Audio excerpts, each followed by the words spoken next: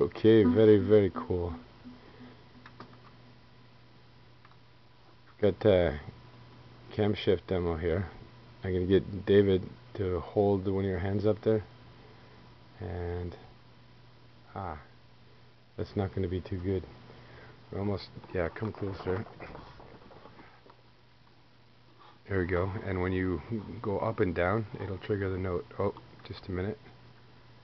Hold still for a second. Okay, try it now.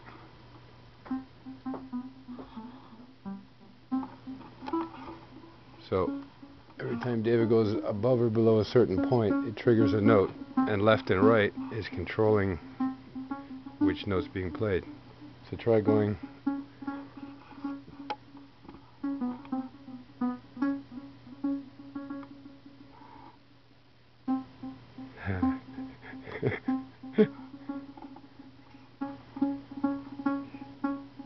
Yeah, baby.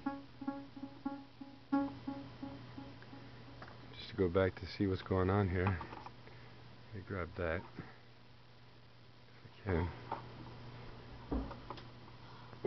You can tune it to look for certain colors. This lighting isn't working out too well.